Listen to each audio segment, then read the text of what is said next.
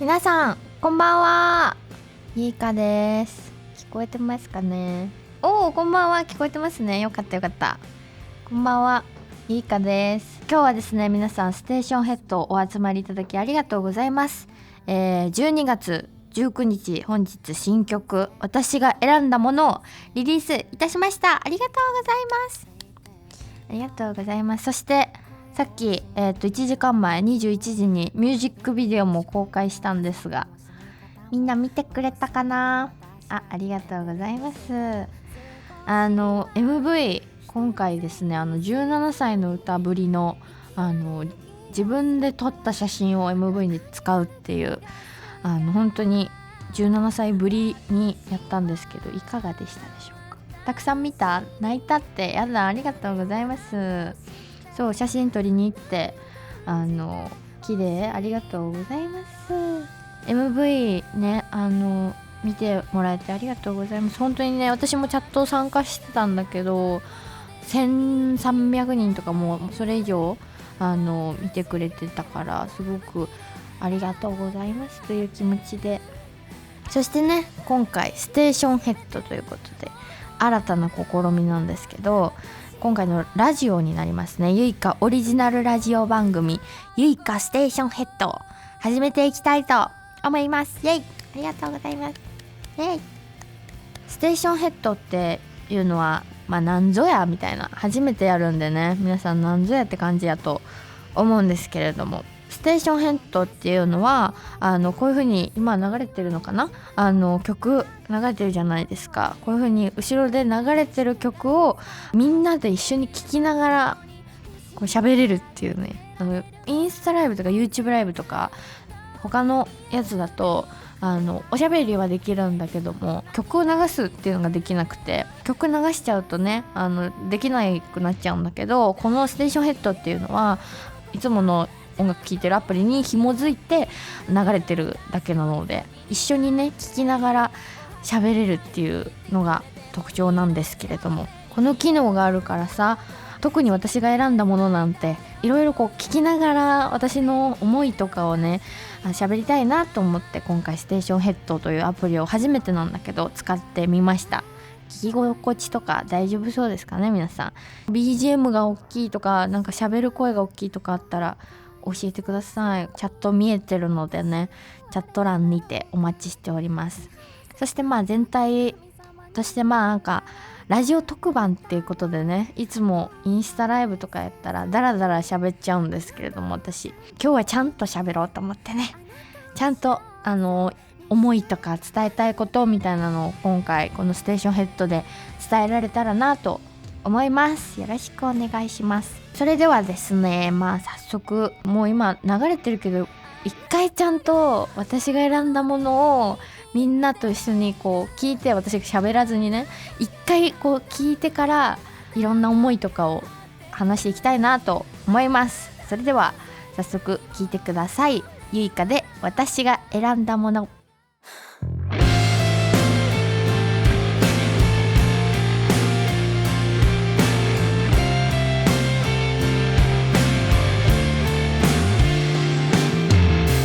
もしも生まれる前に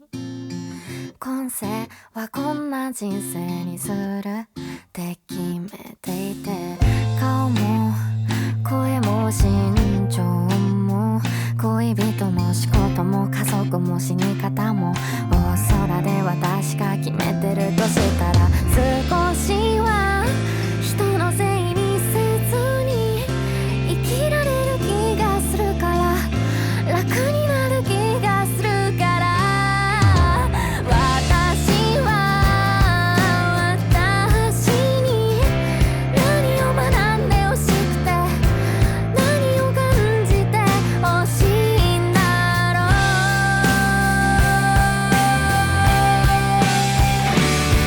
私が選んだも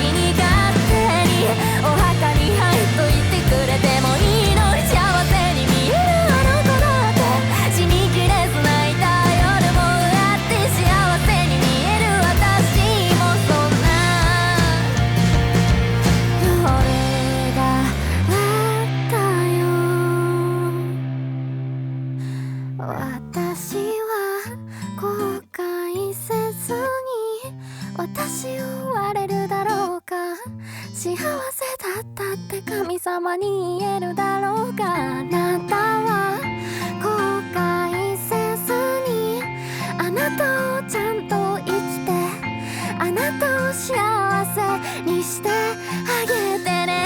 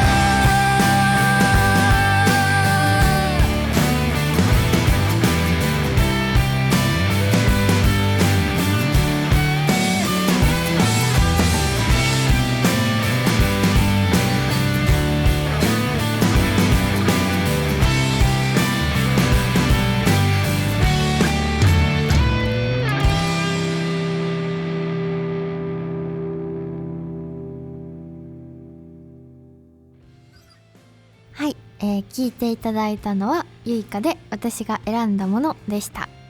ありがとうございます。どうですか皆さん、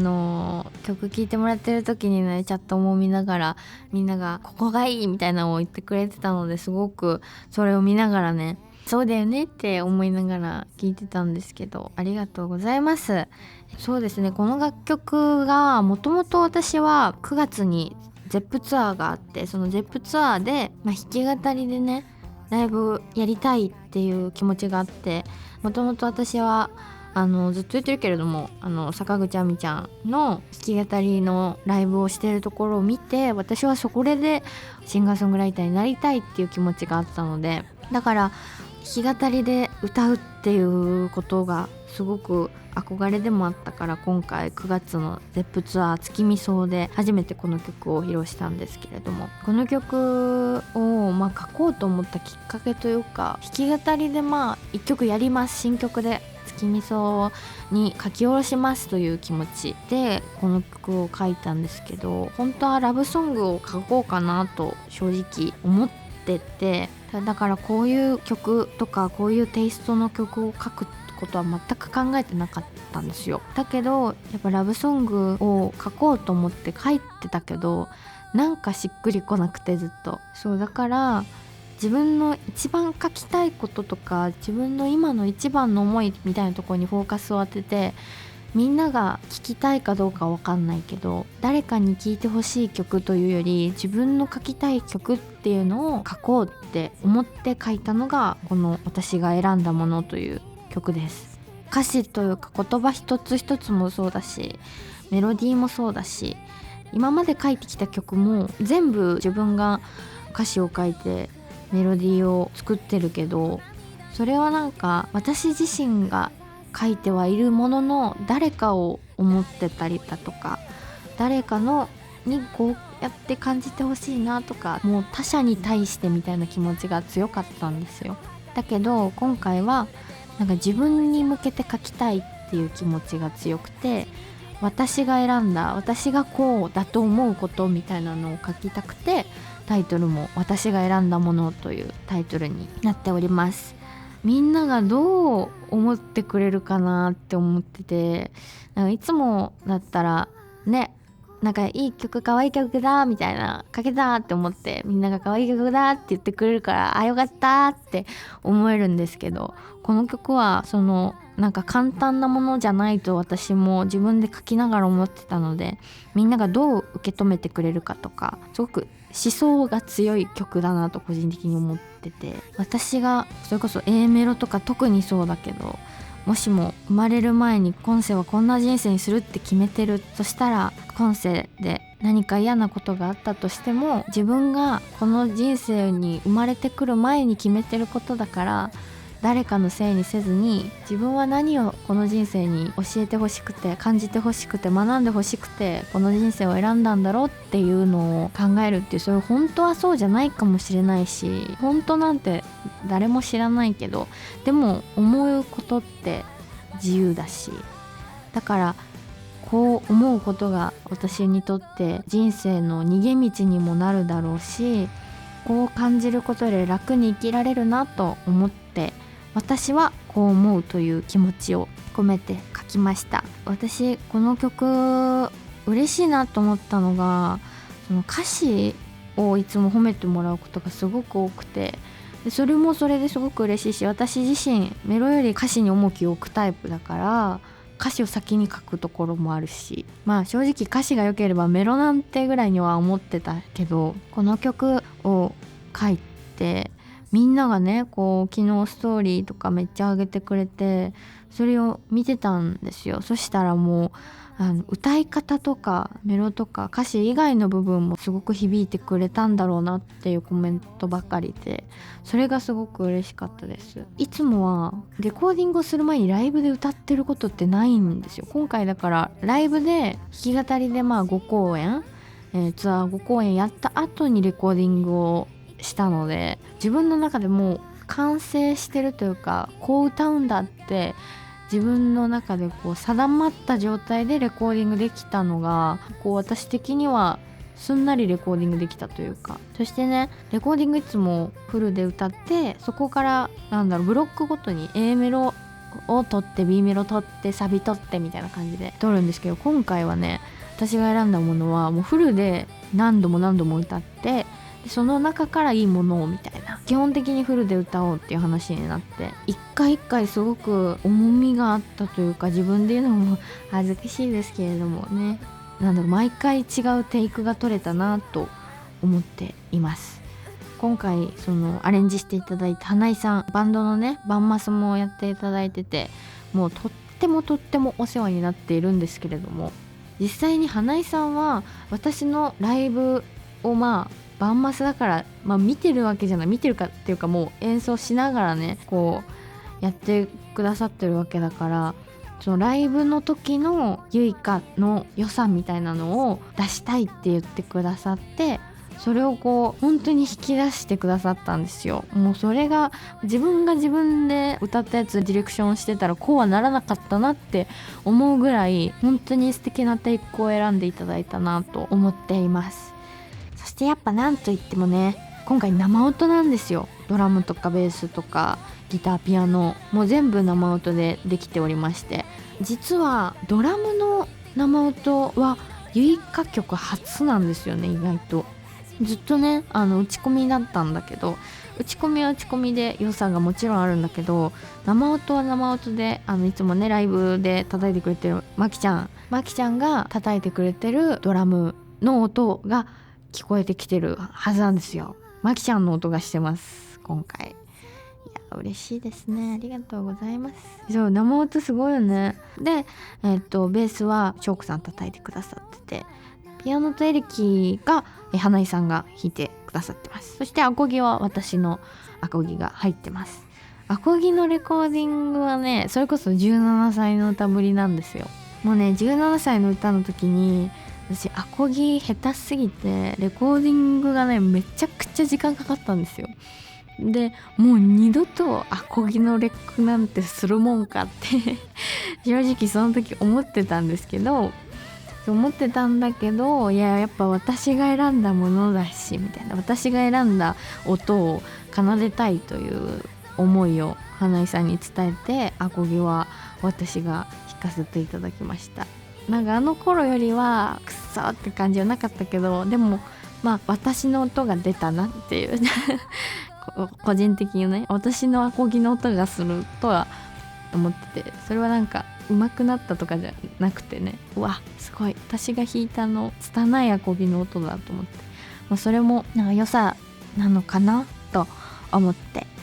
今回アコギ弾かせていただきました。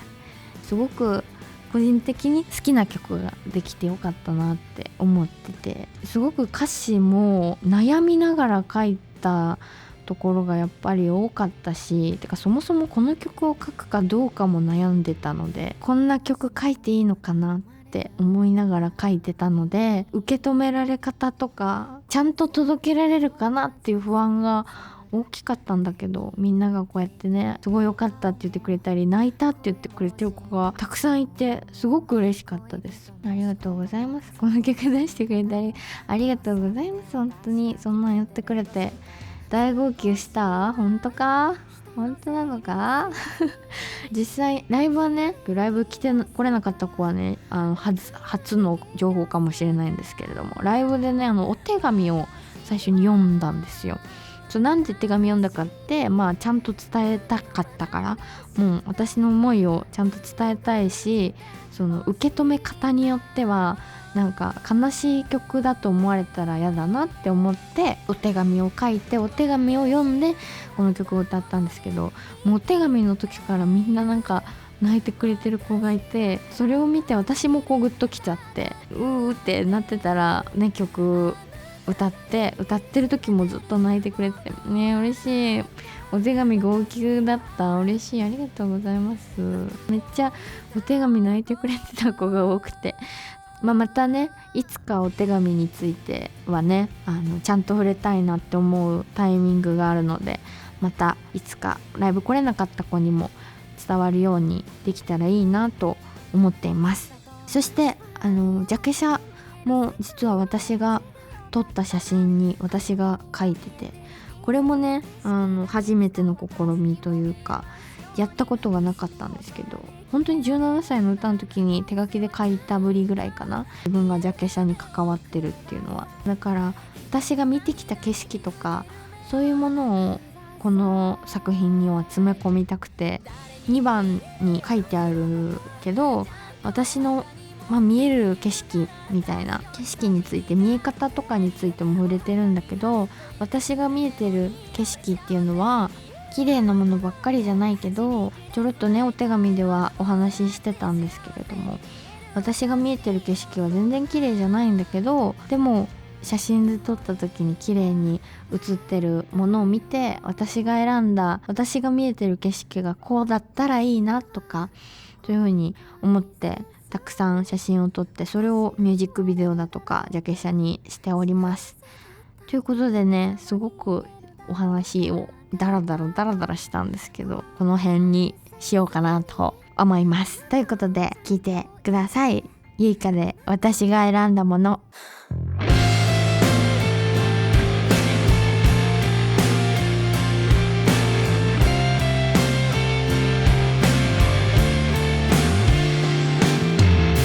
もしも生まれる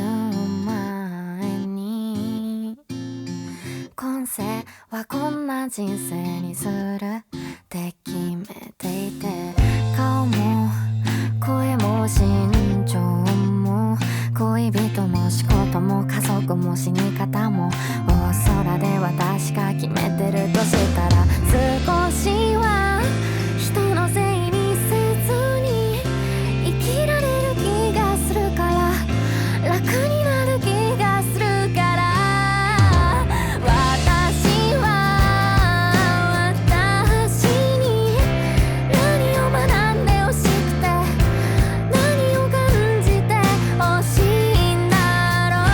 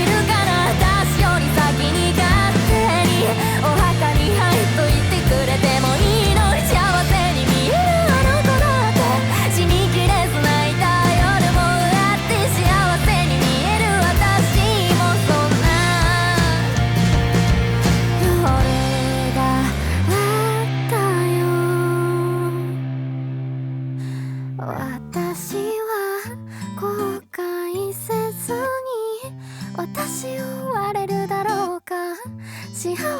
ったって神様に言えるだろうが、あなたは後悔せずにあなたをちゃんと生きて、あなたを幸せにしてあげてね。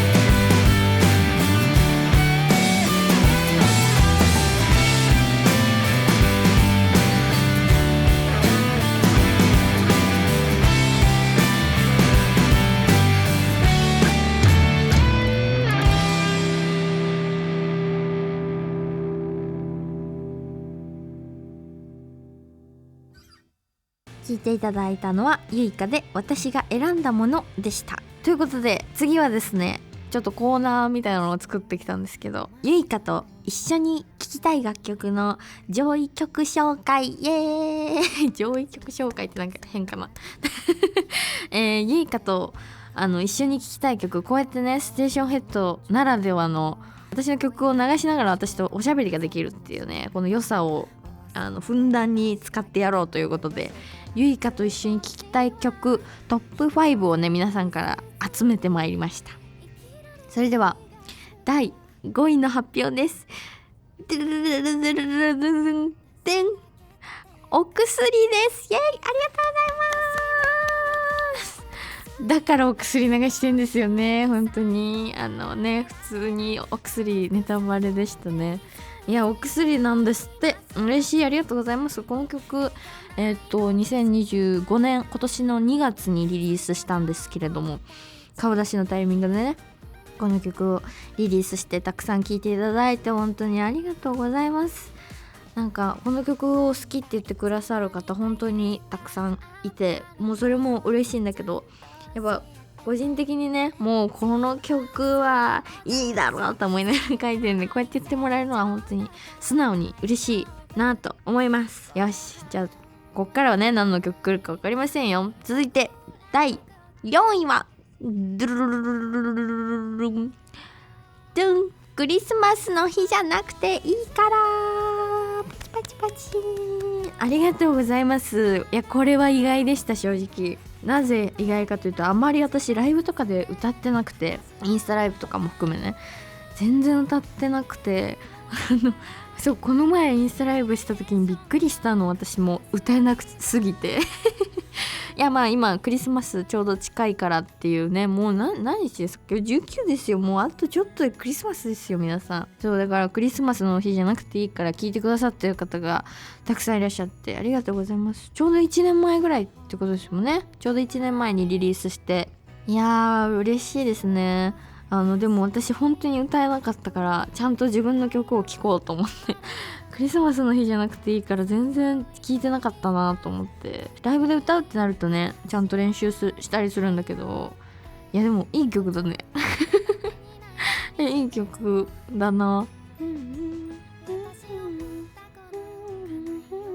いいですねじゃああなたは何番目でもいいからっていう、このクリスマスの日じゃなくていいから、クリスマスの日は本命の人と一緒にいていいから、それ以外の別の日に私と一緒にクリスマスみたいな感じで過ごしてほしいっていう気持ちがこもってます。イルミネーションが片付いた後でもいい、もうクリスマスブームが終わってからでもいいから私と過ごしてほしいみたいな気持ちがこもっております。それでは続いて3位の発表に行きたいと思います。第3位はグルルルルルルルルルルルルル17歳の歌。パチパチパチパチ、ありがとうございます。17歳の歌、もうこれはねさっきから何度も名前を挙げさせていただいた曲なんですけれども、そう17歳の歌、このイントロのピアノがあるじゃないですか。トゥルルルンタンタンタンタンってやつ。このピアノは当時高3の時に私が実際にピアノを弾いたっていうか、ピアノを弾いたやつを打ち込みに入れたやつをそのまま使ってるみたいな感じなんですよ。打ち込みをやったことがある人は知ってると思うんですけど、クオンタイズって言って音をバッチリこうタイミングを合わせてくれるやつがあるんだけど、それの使い方がわからなさすぎて多分使えてないんだけど、だからもう本当に私が弾いたやつをそのまんま使ってるみたいな感じで、すっごく雑な感じなんだけど、でもそれでも味が出てるかなと思って、今回ねアコギも自分で弾いてるし、ピアノも打ち込みを通してはいますが、私が弾いたものを使っていただいているというものになっています。この曲は本当にライブでもたくさん歌ってきたし、これからも歌っていくし、私が選んだものに何か通ずるものがあるということで、17歳の歌を聴いてくれてる子もねこのタイミングでいるだろうし、ありがとうございます。今は20歳になってもうすぐ21になるけど、その17歳の歌を書いた時は17歳の自分の気持ちをって思いながら歌ってたけど、なんか今になるとこう17歳のあの頃の自分の気持ちを背負って今大人になった私が歌うっていう気持ちで歌っているので、ライブでもね歌ってるので、ぜひぜひ皆さんライブとかで聴きに来てくださると嬉しいです。そして2位の発表に行きたいと思います。第2位は恋色に憧れて、ありがとうございます。嬉しい。17歳の歌が3位で2位がこれに憧れてというね、もうね紺色に憧れてを書いたのも結構前になるんじゃない？もうだいぶ2024年に書いた曲だもんな。4年だっけ？もうなんなら3年に書いてるのかなぐらいなんですけど、だからもうだいぶ私的に前の曲の気がしてるんですけど、みんなにとってこの紺色に憧れてが色あせずにこう残ってる曲って思ってもらえてたら嬉しいなと思います。これねもうずっと言ってるんですけど、坂口亜美ちゃんが私にとって紺色のイメージがすごくあって、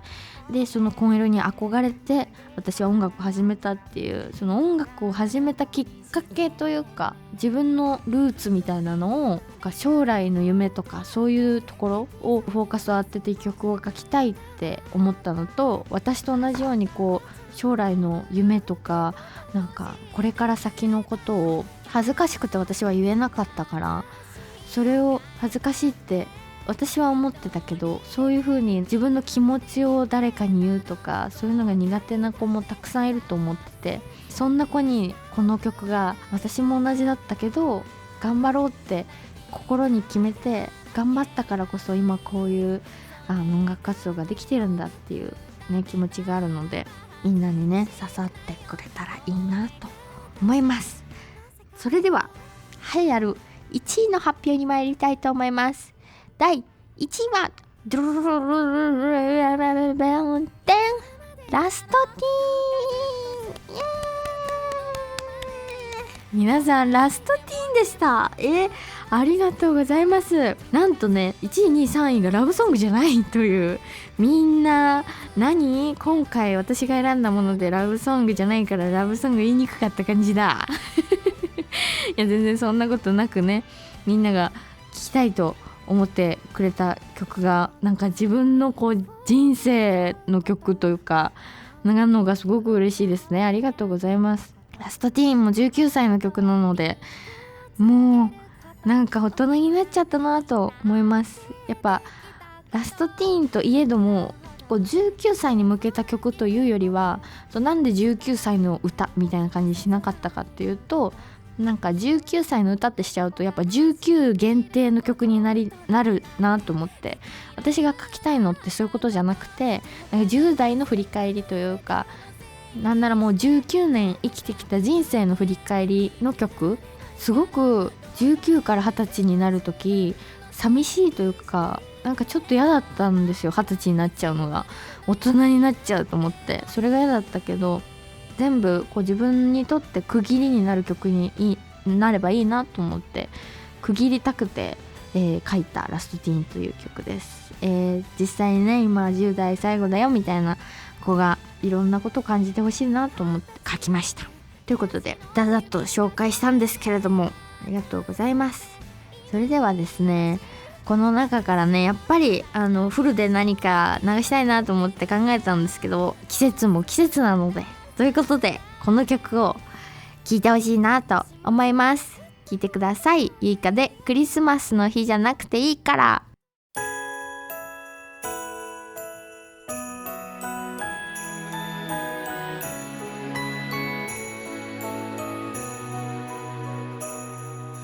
街灯の明かりに気づかないくらいに明るい夜は一人で歩くにはちょっと寒すぎたみたいなの。私はママは言わない、高いプ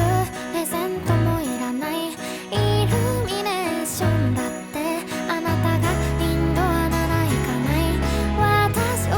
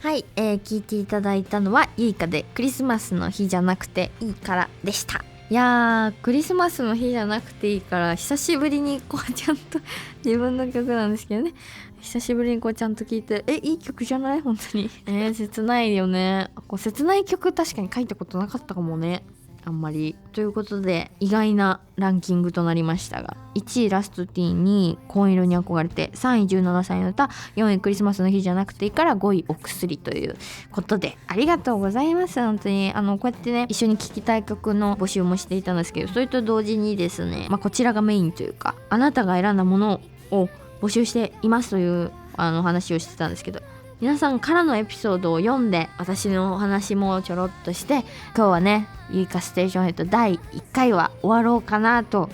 思います。ということで、このエピソードトークがね本当楽しみだったので、それではエピソードの方に入っていきたいと思います。それでは早速1つ目のエピソードを読み上げたいと思います。お名前が16歳の女の子さんからです。私は看護師を目指していましたが、親に勧められたという理由だったので、私が選んだとは言えませんでした。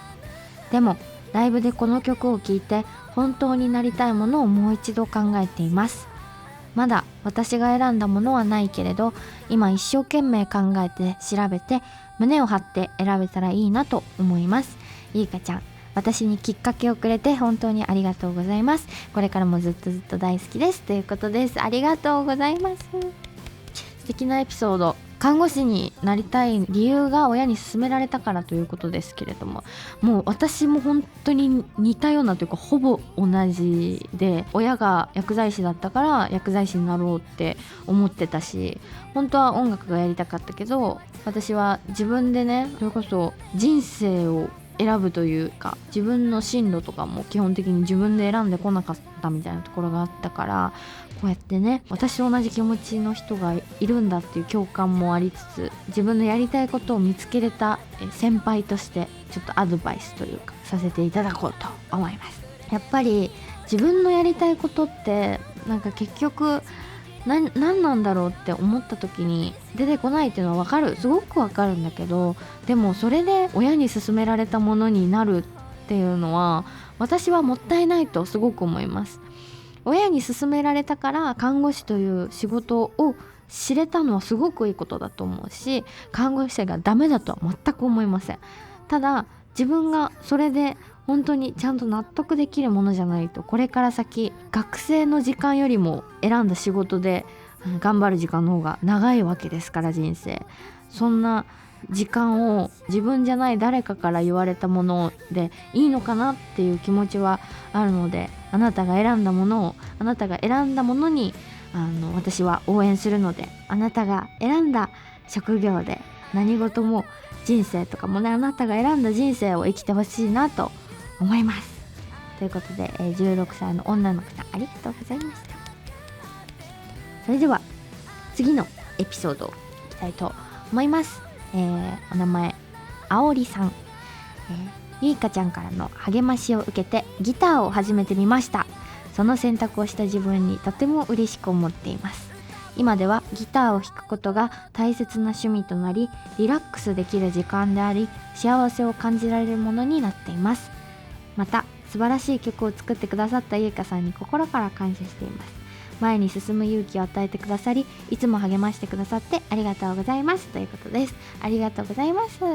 もう本当にギターを弾くという選択をしてくれたあおりさんがもう素晴らしいですね。本当に私もギターを弾くっていうきっかけは大原桜子ちゃんだったんですよ。で大原桜子ちゃんが映画でねギターを弾いてるのを見て、ギターって憧れると思って始めたので、本当にこう自分がこう憧れて始めたものを、それこそあみちゃんもそうだけど、憧れて始めたものを頑張ってたら自分が憧れてもらう存在になってるっていうのはすごく嬉しいし、それだけ影響力みたいなものが私にあるんだなって思えると、すごくなんか気が引き締まりますね。ありがとうございます。じゃあもう一個お名前、パルルンさん、ライブで初めて私の選んだものを聞いた時、自分のことを重ねました。私は生まれた時から左耳が聞こえません。昔はどうして自分だけがと思っていました。でも今はこの耳だったからこそ見えるものがあると思っています。困っている人に気づけたり、一生懸命努力したお医者さんと出会えたり、12月18日は私の誕生日で、翌日19日の0時にこの曲がリリースされます。誕生日の割に素敵な思い出をありがとうということで、ありがとうございます。私今回のステーションヘッドでは触れてなかったんですけど、ライブの時に左目がもともと弱視であまり見えてないという話をしたんですよ。そこから同じようにね、左耳が聞こえないという方、いや本当にすごく私のものと一緒にするべきではないかもしれないけど、一つの苦難というか生まれ持ったハンデを持っている人、なんていう言い方が正しいのかわからないけど、そういう人がこの曲で前に進むきっかけを感じてほしいなって思いながら書いたので、自分のことと重ねて聞いていただけたのはもう本当に嬉しいなと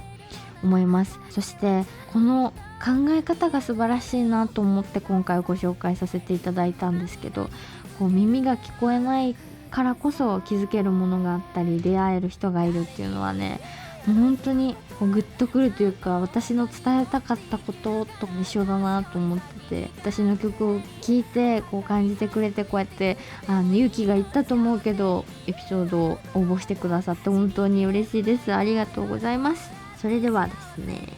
もう本当にね素敵なエピソードがたくさんあって、本当にいっぱいいっぱい紹介したいんだけれども、時間になりつつあるので、どうしようかな。あと 1,2 個ご紹介したいと思います。